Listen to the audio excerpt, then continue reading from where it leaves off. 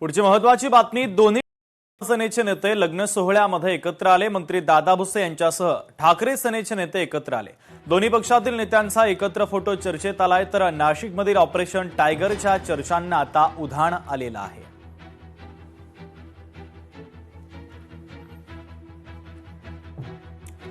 शहाद्याच्या शासकीय वसतिगृहातील विषबाधा प्रकरणी शहादा पोलिसांमध्ये गुन्हा दाखल करण्यात आला, तर जेवण तयार करणाऱ्या ठेकेदारासह कर्मचाऱ्यावर आता गुन्हा दाखल झालाय। पुढील तपास शहादा पोलिसांच्या माध्यमातून सुरू आहे।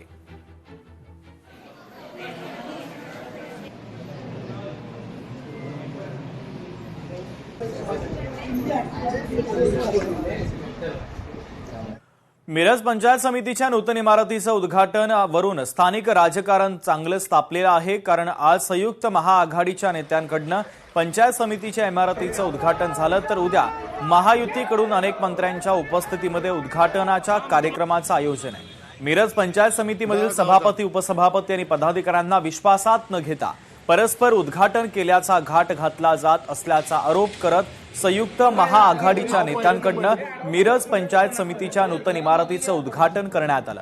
या कार्यक्रमात सांगलीचे खासदार विशाल पाटील आणि माजी मंत्री अजितराव घोरपडे यांनी सत्ताधाऱ्यांवर टीका केली। संयुक्त महाआघाडीच्या नेत्यांकडून आज या पंचायत समितीच्या इमारतीचं उद्घाटन केल्यानंतर उद्या याच मिरज पंचायत समितीच्या नवीन प्रशासकीय इमारतीचं उद्घाटन आणि लोकार्पण पालकमंत्री चंद्रकांत पाटील, ग्रामविकास मंत्री जयकुमार गोरे, राज्यमंत्री योगेश कदम यांच्या उपस्थितीमध्ये पार पडणार आहे।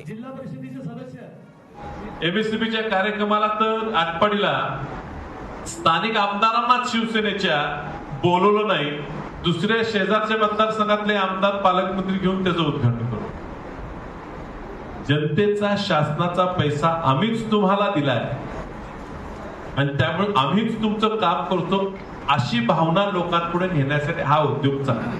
अतिशय चांगल्या पद्धतीने इमारतीचं काम झालेलं आहे आणि चांगली व्यवस्था मिरज तालुक्यातील जनतेसाठी आज उपलब्ध होते। त्याचं उद्घाटन या निमित्तानं झालं।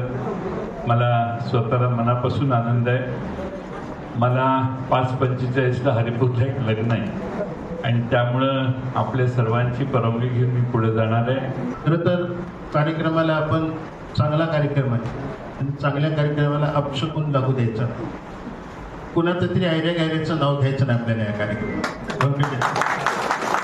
इतका छान कार्यक्रम की एक पत्रिका नाही, फक्त निरोपावर आणि फक्त सरकारांच्या आदेशावर आपण सर्वजण जमलो। सरकारने ठरवलं या तालुक्यात फालतुगिरी अजिबात चालू देणार नाही, पहिल्यापासून आहे सरकारचं, नवीन नाही। सर्व तालुक्यातील महत्त्वाच्या सर्व गावातून आलेले लोकप्रतिनिधी, पदाधिकारी, निरनिराळ्या संस्थांचे पदाधिकारी या ठिकाणी मुद्दाम उपस्थित झाले।